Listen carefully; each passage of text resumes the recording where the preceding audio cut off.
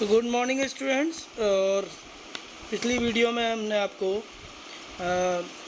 समीकरणों के हल करना सिखाया और हमने ये भी बताया कि कौन से समीकरणों के निकाय संगत हैं और कौन से असंगत होंगे, और जो कंडीशन होती हैं वो भी हमने समझा दी हैं, और 3 उदाहरण भी हमने पिछली वीडियो में आपको कवर करा दिए।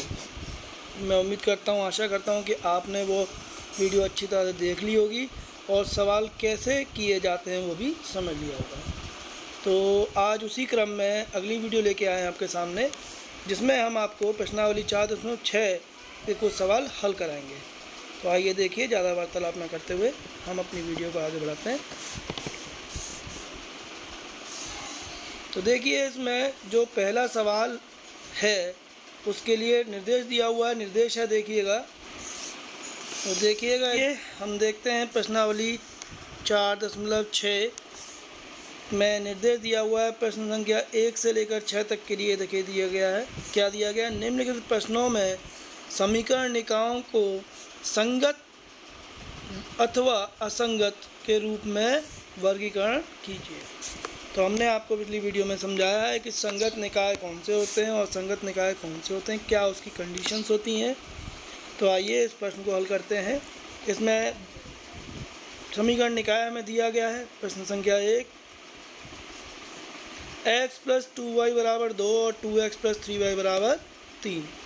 तो इसको हम पहली समीकरण कह देते हैं और इसको हम कह देते हैं दूसरी समीकरण। तो सबसे पहले हमें क्या करना होगा? सबसे पहले हमने एक बनानी होगी, ए आव्यूह। ए आव्यूह क्या होती है? ए आव्यूह गुणांकों की आव्यूह होती है। गुणांक किसके? x और y के, जो अचर हैं। तो यहाँ पर पहली समीकरण में 1, 2, 1 है x का और 2 है y का। दूसरी समीकरण में 2 और 3। ऐसे करके ये आपकी एक आव्यूह आ गई, ठीक है। और x आव्यूह क्या होगी? इसमें x आव्यूह बनाएंगे। x आव्यूह होगी x और y की स्तंभ आव्यूह, x और y की स्तंभ आव्यूह। और b आव्यूह क्या होगी? 2 और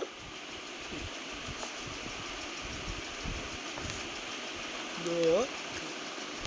देखिएगा, सबसे पहले हम क्या जांच करेंगे कि अगर इसका a का सारणिक निकालने पर 0 आ गया, यानी कि यह एक सिंगुलर मैट्रिक्स हो गई, अव्युत्क्रमणीय, तो A इन्वर्स निकल के नहीं आएगा।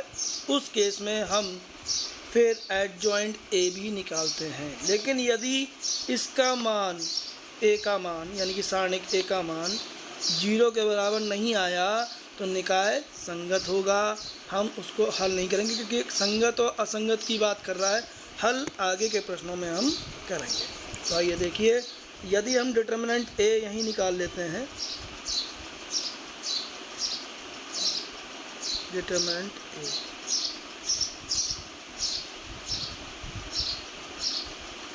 तो देखिएगा डिटर्मिनेंट A बहुत आसानी से निकल आएगा। 1 का गुणा 3 में करेंगे, कितना आएगा? 3 माइनस का 2 का गुणा 2 में करेंगे, कितना आएगा? 4। उत्तर हो गया कितना? माइनस का 1। 0 तो नहीं आया। जब 0 नहीं आया इसका ये मतलब है कि निकाय कैसा है? निकाय कैसा है? संगत।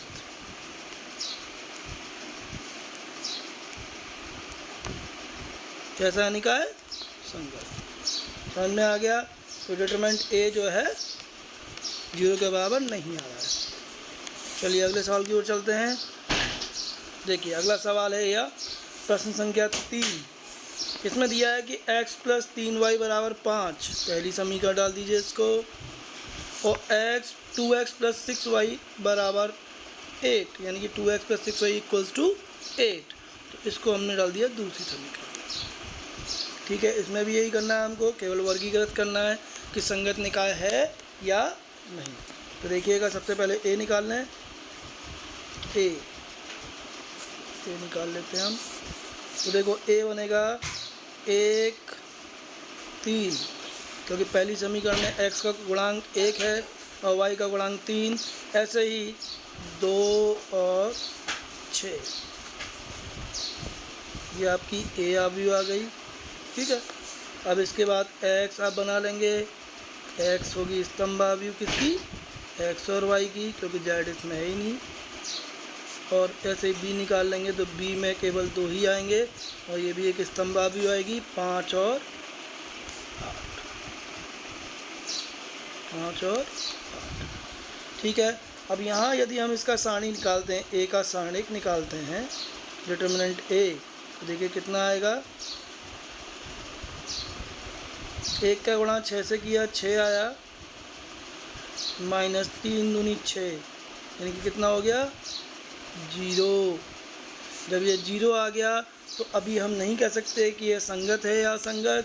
फिर हम क्या करेंगे, एक स्टेप और आगे करेंगे, देखिएगा, एडजॉइंट ए ज्ञात करेंगे। एडजॉइंट ए हम ज्ञात करेंगे। तो एडजॉइंट ए हमने पिछली एक्सरसाइज में निकालना सीखा है, तो आइए समझ लेते हैं उसको भी कैसे निकालेंगे हम।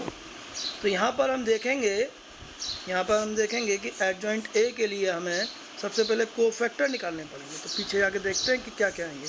1 का कोफैक्टर 6 आ जाएगा, 3 का कोफैक्टर 2 लेकिन -2 हो जाएगा, तो चिन्ह बदलेगा। ऐसे ही 2 के लिए -3 और 6 के लिए 1, और इसका कर देंगे हम परिवर्त यानी कि ट्रांसपोज।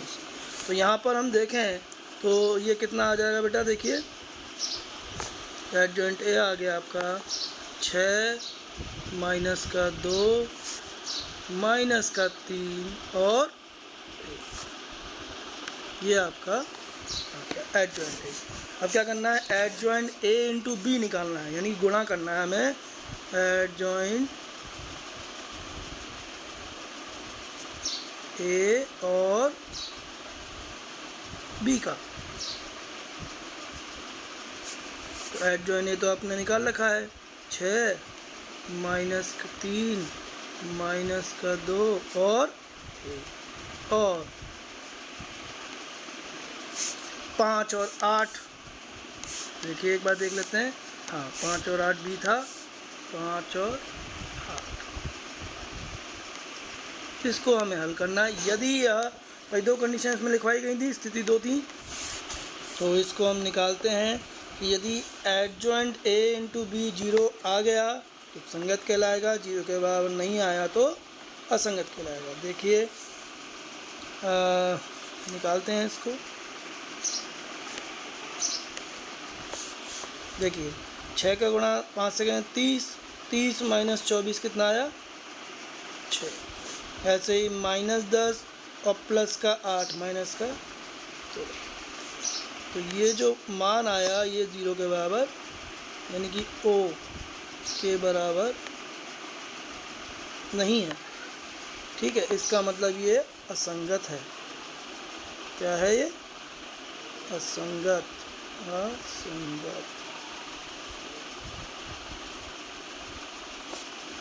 कैसे निकाला है, ये असंगत निकाला है। ठीक है, समझ में आ गया। चलिए अगले प्रश्न की ओर चलते हैं। अगला प्रश्न है प्रश्न संख्या 6। इसमें भी हमें यही पता करना है कि संगत है कि असंगत। तो पहली समीकरण है इसमें 5x minus Y plus 4z बराबर 5, और दूसरी समीकरण 2x plus 3y plus 5z बराबर 2, और तीसरी समीकरण है आपकी 5x minus 2y plus 6z बराबर -1। ठीक है, तो ये 3 समीकरण दी गई हैं हमको, और इसमें हम ये पता करेंगे कि ये संगत है या असंगत है। तो आइए देखिए, सबसे पहले ए बना लेंगे।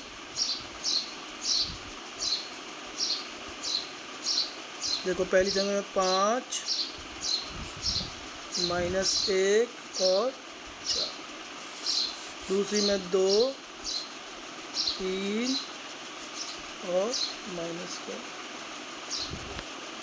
ऐसे ही तीसरी समीकरण में 4 5 और 6, ये आपकी ए आव्यू बन गई। ठीक, एक्स आव्यू क्योंकि इसमें 3 है, एक्स वाई जेड, तो 3 की बनेगी, पहले एक्स फिर वाई फिर जेड। ठीक है, और बी चाहे तो यहीं बना लीजिए, चाहे अगले पेज पे बना लीजिएगा, जगह हो तो यहीं बना लो। 5 2 और माइनस का, ऐसे करके आपने तीनों बना लिए। ए एक्स बराबर बी होता ही है, हम जानते ही हैं। ए एक्स बराबर बी को हल करेंगे तो यही 3 समीकरण हमारे पास आ जाएंगी। चलिए अब हमें डिटरमिनेंट ए निकालना है। सबसे पहले सारणिक निकाल लेते हैं हम ए का। देखिए क्या आएगा सारणिक। पहली पंक्ति के लिए हम कर देते हैं, तो 5 के लिए देखो 5 कोष्टक में क्या आएगा देख लीजिए। देखो भाई 18 प्लस का 10 28। तो आपको करना आ गया है तो जल्दी जल्दी कर सकते हैं। फिर माइनस माइनस प्लस हो जाएगा, तो प्लस का 1 कोष्टक में आ जाएगा। देखो 2 का गुणा 6 से करेंगे, 12 प्लस 8 20।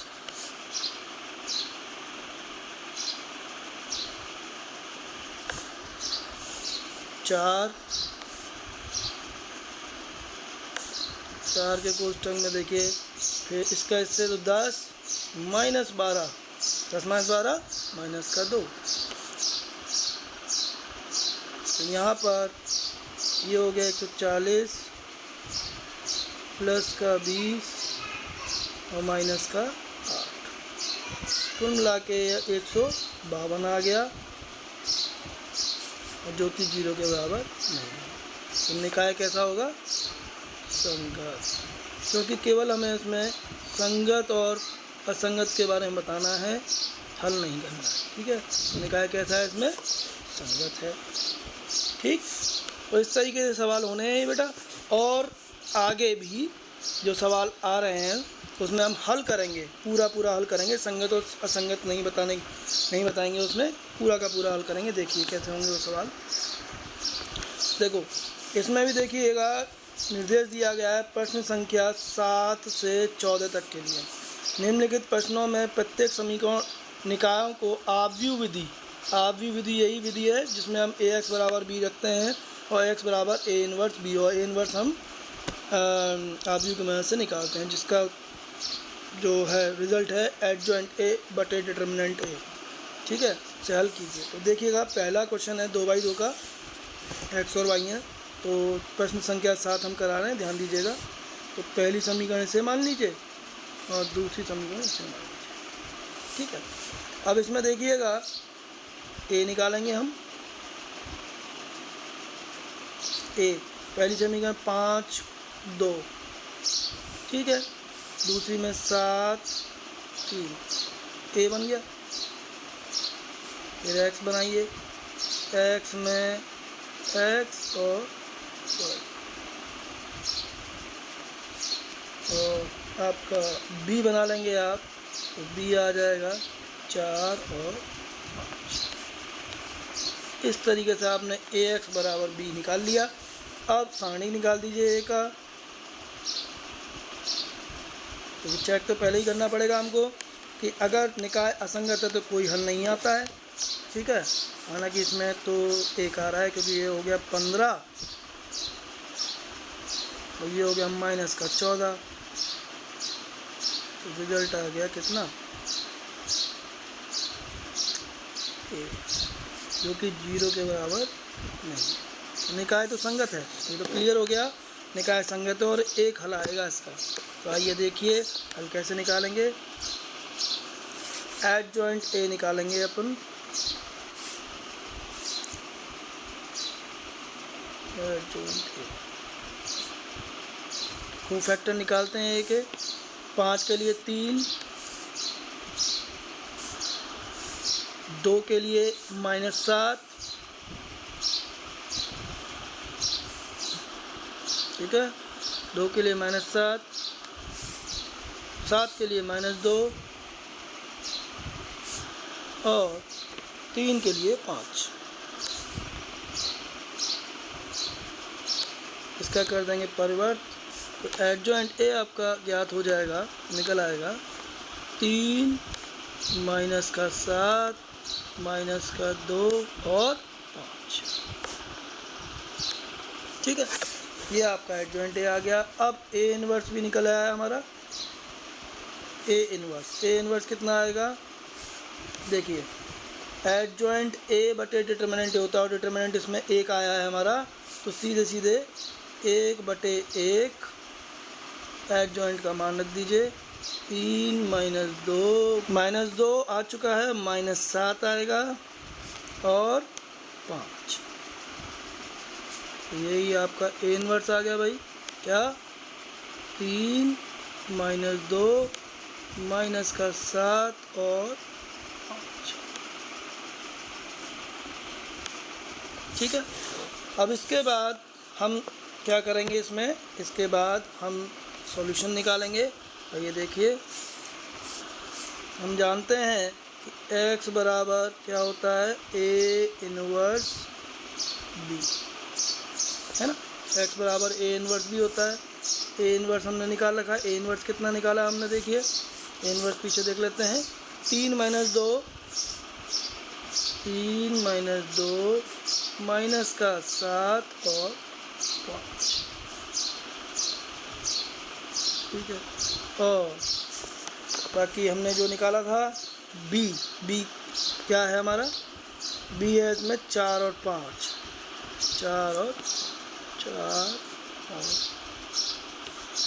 इनको हल कर लीजिए आप। और ये देखिए, तो देखिए 3 का 4 से करेंगे 12 -10 2 -28 + 25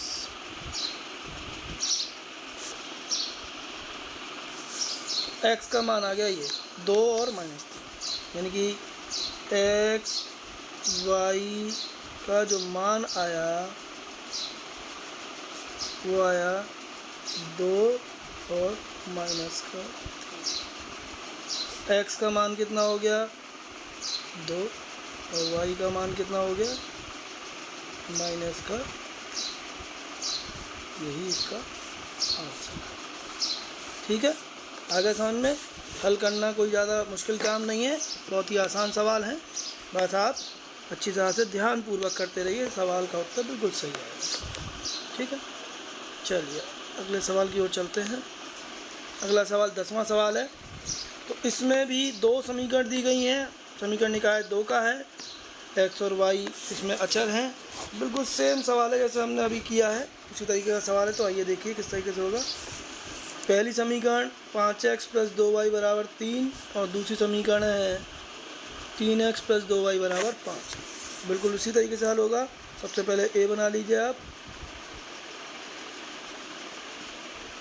5 2 3 2 अब फिर x में आप एक्स वाई ले सकते हैं, x और y।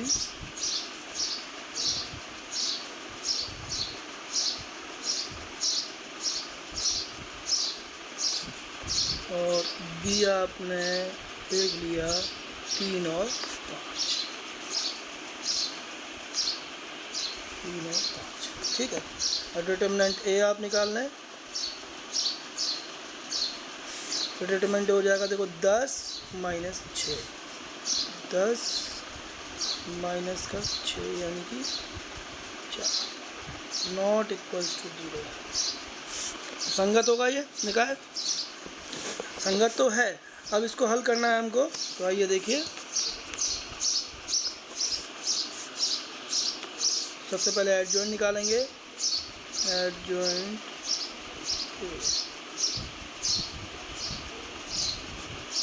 तो फैक्टर निकाल लीजिए पीछे से देख के। 5 के लिए 2,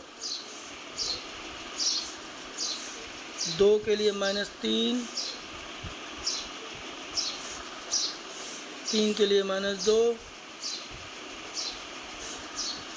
और 2 के लिए 5।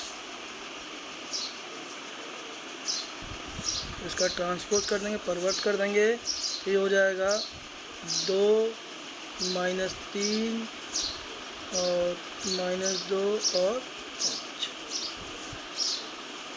ये आपका एडजॉइंट ए आ गया। ए इन्वर्स निकाल लीजिए। ए इन्वर्स देखिएगा, डिटरमिनेंट का भाग कर दीजिए, यानी कि 1/4 हो गया। और ये आ गया आपका 2 -2 माइनस का 3 और 5। ये इन्वर्स आ गया। अब हमें x का मान ज्ञात करना है, तो आइए देखिए कैसे होगा। x बराबर a इन्वर्स b होता है। a इन्वर्स का मान 1/4 2 -2 2 -2 और -3 5 माइनस का 3 और b का मान है इसमें 3 5 3 और 5। इनको आप हल करेंगे तो देखिएगा 1/4, देखिएगा 2 का 3 से करेंगे 6, माइनस का 10 माइनस का 4 आ गया, -9 + 25 16 हो गया। 4 का आप भाग कर दीजिए इसके अंदर, या 1/4 का गुणा कर दिए, बात एक ही है। तो x का मान आ जाएगा -1 और 4, -1 और 4। यहाँ से कह सकते हैं कि x और y के जो मान है क्रमशः -1 और 4 आ गए, यानी कि आंसर x बराबर -1 और y बराबर 4। ये आपका उत्तर आ गया। ठीक है, तो मैं उम्मीद करता हूँ कि आपको अच्छे से समझ में आ रहे हैं सवाल। बिल्कुल इसी तरह सवाल करने हैं हमको। चलिए अगले सवाल पे चलते हैं। देखिए अगला सवाल लंबा सवाल है थोड़ा, क्योंकि इसमें 3 समीकरण दिए हैं निकाय में और 3 ही इसमें अचर हैं। देखिएगा, तो पहली समीकरण, प्रश्न संख्या 13, पहली समीकरण है इसमें 2x + 3y + 3z बराबर 5। दूसरी है x - 2y + z बराबर -4। और तीसरी है इसमें 3x - y - 2z बराबर 3। तो सबसे पहले तो a बनाएंगे, 3/3 का बनेगा। तो पहली समीकरण में देखिए 2 3 और 3, ठीक है। इसके बाद दूसरी समीकरण से 1 -2 और 1। तीसरी समीकरण में 3 -1 और -2। ये a आ गई समीकरण, सॉरी a अभी आ गई। अब x आप बना लीजिए।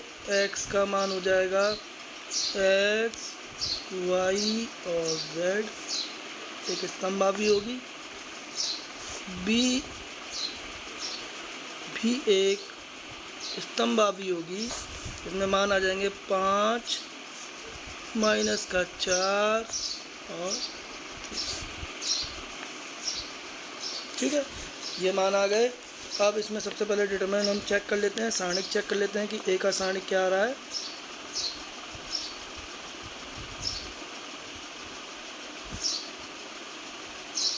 पहली पंक्ति के अनुदिश निकाल देते हैं हम। 2 देखो 4 + 1 5 हो गया कोष्ठक में, फिर माइनस का 3 आ जाएगा। अब आगे देखिए 3 के लिए करेंगे तो -2 और -3 माइनस का 5 हो गया। ऐसे ही प्लस का 3 कोष्ठक में -1 और +6 प्लस का। इनको अगर हम हल करेंगे तो देखते हैं क्या आएगा। देखिए 10 + 15 भाई 10 + 15 25 + 15 40, यानी कि शून्य नहीं आ रहा है, शून्य नहीं आ रहा है तो निकाय संगत है और हल निकल के आएगा। चलिए अगले पेज पे देखते हैं कि इसका हल क्या होगा। तो सबसे पहले हम, क्योंकि लंबा है इसमें एडजॉइंट भी निकालना पड़ेगा आपको।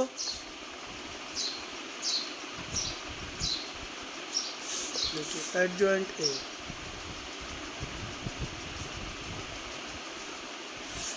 चलिए एडजॉइंट निकालते हैं। 2 के लिए क्या हो जाएगा एडजॉइंट? 5 हो जाएगा, जैसा हमने निकाला हुआ है। 4 + 1 5, साइन बदलेगा नहीं, 5 का 5 ही रहेगा। फिर -5 बनता है। देखिए 3 के लिए निकालेंगे तो -2 -3 -5, लेकिन साइन चेंज होके हो जाएगा ये भी 5। ठीक है, फिर आगे बढ़ते हैं। इस 3 के लिए करेंगे आप तो देखिए -1 और प्लस का 6 प्लस का 5, ये भी 5 आएगा। ठीक है, अब इस 1 के लिए करें आप तो -6 और प्लस का 3, -6 प्लस का 3, माइनस का 3, लेकिन ये हो गया प्लस का 3। ठीक है, -2 के लिए करेंगे तो देखिएगा -4 और -9, -4 और -9 -13 ही रहेगा, क्योंकि साइन नहीं बदलेगा इसका। अब देखिए इस 1 के लिए करते हैं -2 और -9 -11, इसका प्लस का 11 हो जाएगा। ठीक है, ऐसे ही अब 3 के लिए करेंगे, इस वाले 3 के लिए तो 3 + 6 9 के लिए 9 ही रहेगा। फिर इसके लिए करेंगे आप 2 और -3 -1, तो प्लस का 1 हो गया। इस -2 के लिए करेंगे, -2 के लिए करेंगे तो -4 और -3 -7 हुआ, ये -7 हुआ। इसका कर देंगे परिवर्त। देखो 5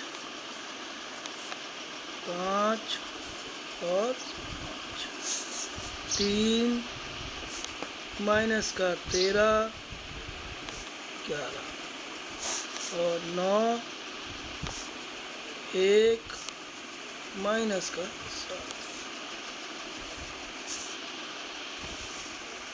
ठीक है, ये आपका एडजॉइंट ए आ चुका है। आप ए इन्वर्स निकाल लीजिए। ए इन्वर्स का मतलब 1/40, भाई 40 से तो आया था इसका डिटरमिनेंट, 1/40 और 5 3 9 5 माइनस 13 1 5 11 और माइनस का 7। ये आपका ये इन्वर्स आ गया। अगले पेज पर हम इसका सॉल्यूशन निकालेंगे। देखिए x बराबर 1/40 ए इन्वर्स रखेंगे तो देखिएगा 5 5 5, पहला स्तंभ, दूसरा स्तंभ है 3 - 13 11, 3 - 13 11, उससे अगला है 9 1 - 7, 9 1 और माइनस का 7। यहाँ रख देंगे हम बी आव्यू को। बी आव्यू क्या ज्ञात की थी हमने? 5 - 4 3, 5 माइनस का 4 और 3। ठीक है, यहाँ पर हम देखें इसका गुणा करेंगे और x को निकालेंगे। तो देखिए गुणा करते हैं, 1/40 बाहर रहेगा, बाकी देखिएगा 5 का 5 से 25 हुआ, 25 - 12, 25 - 12 13 हो गया, और 13 और 27 40 आ गया। फिर किया 25 और 52 77 प्लस 3 80।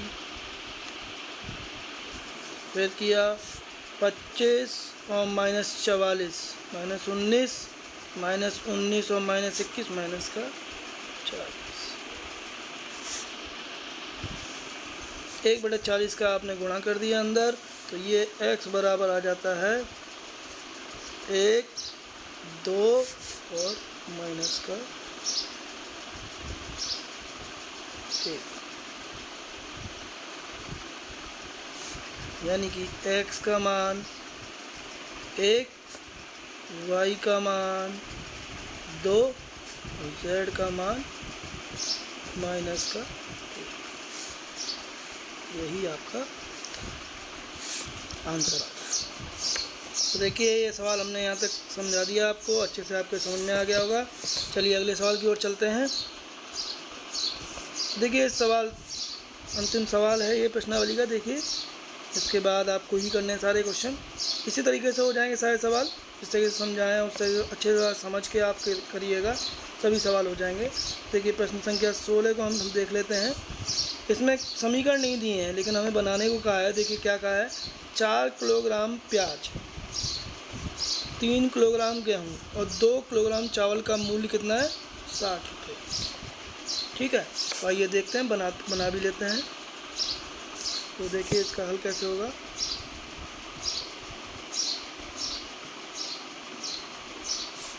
माना रुपये x,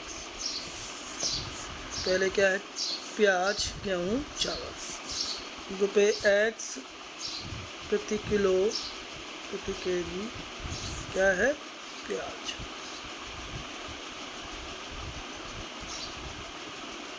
ठीक है, रुपये y प्रति KG, kilogram kilo KG kilo बात एक ही है, चावल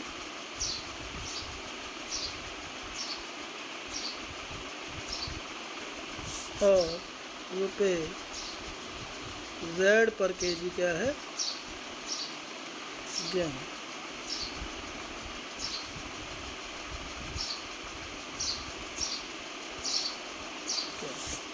ये हमने मान लिया। ठीक है, ये हमने मान लिया। तो देखिए हमने यहाँ पर इसको मान लिया है कि प्याज की कीमत जो है x रुपये प्रति किलो, चावल की y रुपये प्रति किलो और गेहूँ की z रुपये प्रति किलो है। तो अब जो कंडीशन हमें दी गई हैं, हमसे कहा है कि 4 किलोग्राम प्याज व 3 किलोग्राम गेहूँ व 2 किलोग्राम चावल का कुल मूल्य 60 रुपये है। तो आइए इससे क्या समीकरण बनती है हम देख लेते हैं। तो देखिए इसमें x रुपये प्रति किलो बनाया हमने। तो देखिए अब यहाँ पर पहली समीकरण बनेगी। देखिए कैसे, 4 किलोग्राम प्याज और 1 किलोग्राम प्याज की कीमत क्या रखी है हमने, x रुपये। तो 4x कितना, 4x। ठीक, 4x हो गई, प्लस उसके बाद हम यहाँ पर आगे देखें 3 किलोग्राम गेहूँ है, तो गेहूँ हमने z लिया है और 2 किलोग्राम चावल है, तो चावल 2 किलोग्राम है, तो 2y प्लस 3z बराबर कितना, 60। ये पहली समीकरण हमने बना ली। ठीक है, ऐसे ही दूसरी समीकरण के लिए 2 किलोग्राम प्याज, 4 किलोग्राम गेहूँ और 6 किलोग्राम चावल। तो आइए देखिए इस बात को। 2 किलोग्राम प्याज 2x, फिर 6 किलोग्राम चावल 6y और गेहूँ z माना है तो बाद में लेंगे।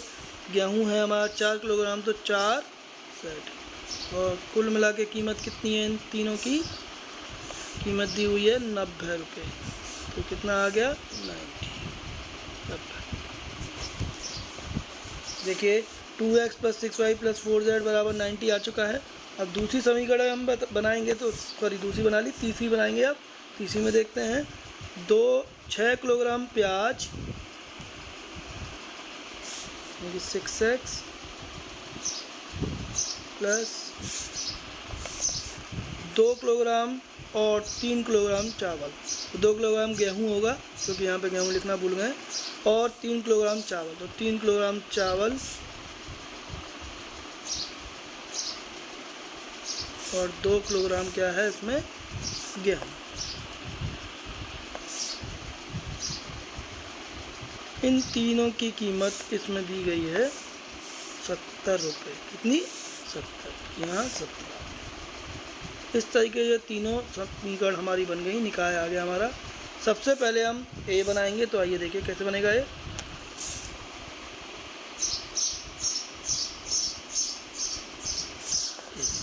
तो देखो 4 2 3, 4 2 3, 2 6 4, 2 6 4 और 6 3 2, 6 3 x y और z और b भी आप याद कर लीजिए। बी कितना आएगा, 60 90 70, 60 90 और 70। ठीक है, ये आपका ax बराबर b हमने याद कर लिया है। यहाँ से सबसे पहले हम डिटरमिनेंट a चेक कर लेते हैं।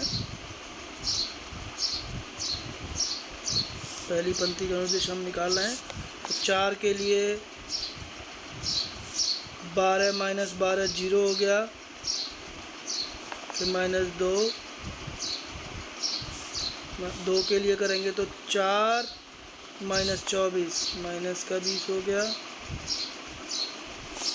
फिर प्लस का 3 के लिए 6 माइनस 36 माइनस का 30 हो गया। तो ये आ गया, देखो कितना, 40 और माइनस 90, 40 माइनस 90 यानी माइनस का 50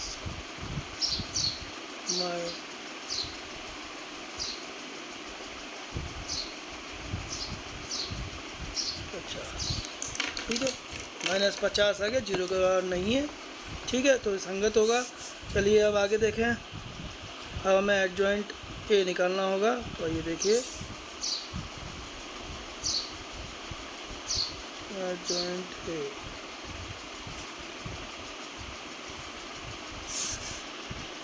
तो देखो 4 के लिए 0,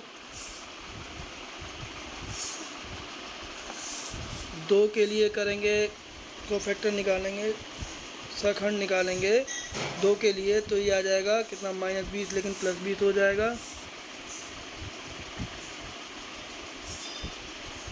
3 के लिए 6 माइनस 36 माइनस 30,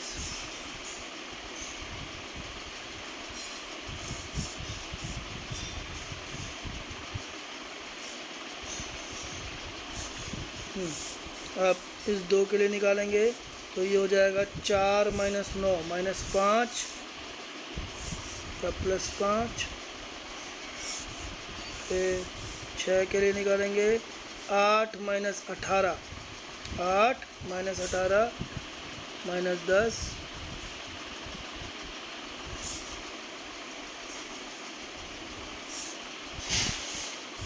4 के लिए निकालेंगे, 4 के लिए तो 12 माइनस 12 0, फिर 6 के लिए 8 माइनस 18 माइनस 10,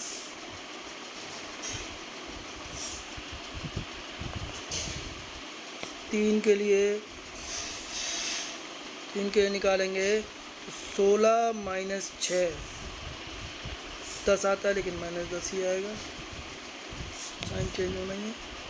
फिर इस 2 के लिए करेंगे 24 - 4 20, और इसका हम परिवर्त कर दें तो ये मिलेगा 0 20 माइनस का 30, 5 माइनस का 10 0 -10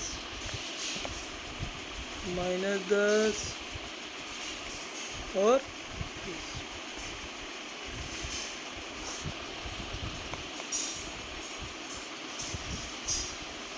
ये आपका एडजॉइंट निकल आया।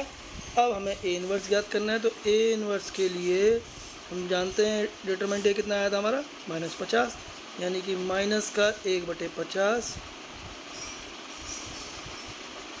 इंटू एडजॉइंट, यानी कि 0 5 माइनस का 10 20 माइनस का 10 माइनस का 10 माइनस का 30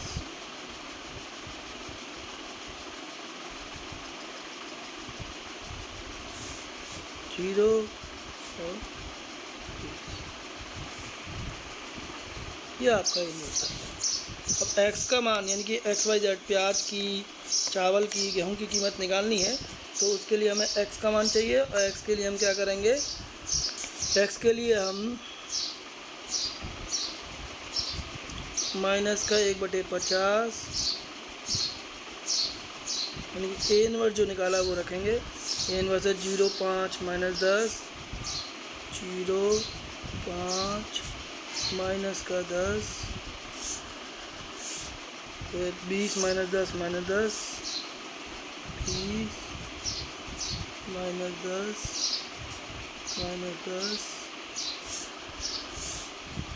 -30 0 20 माइनस का 30 0 और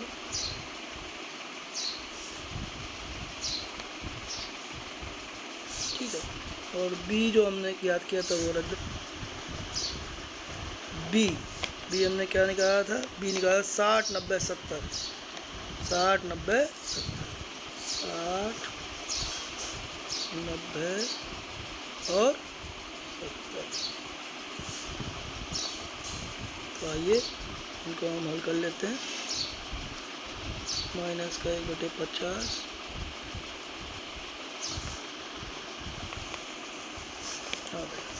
0 का 0 हो गया, 5 का 90 से किया 450 और माइनस का 700। देखो भाई 450 और माइनस का 700 माइनस का 250 हो गया,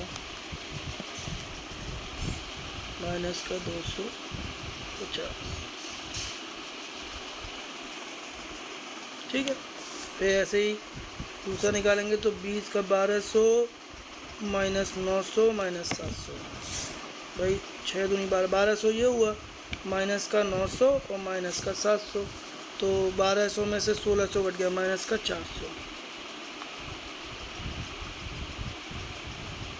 ठीक, ऐसे ही इसको करेंगे तो माइनस का 1800 प्लस का 1400 माइनस का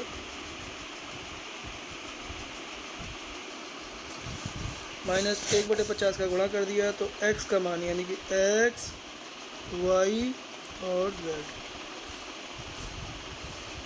का जो मान आया कितना आया 5 8 और 8। ठीक है। इसका मतलब प्याज की कीमत हो गई, प्याज 5 प्रति किलो। ठीक है। उसके बाद चावल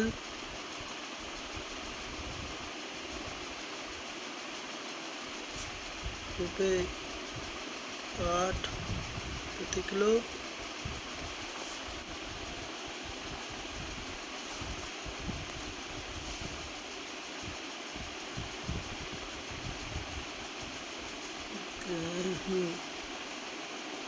की कीमत ₹8 प्रति किलो। ठीक है, तो यही आपका आंसर है। ठीक है, इसी तरह के सवाल होने हैं। राइटिंग पे ज़्यादा फोकस ना करें आप, क्योंकि डिजिटल पेन में ऐसी हो पाती है राइटिंग, लेकिन फिर भी प्रयास कर रहे हैं कि अच्छे से अच्छे हो जाए आपके लिए। चलिए ठीक है, तो आज की वीडियो में इतना ही। अगली वीडियो में अगले सवाल लाएंगे, अगली एक्सरसाइज कराएंगे, अगला टॉपिक कराएंगे। तो इसको अच्छी तरह से आप देख लीजिएगा। धन्यवाद।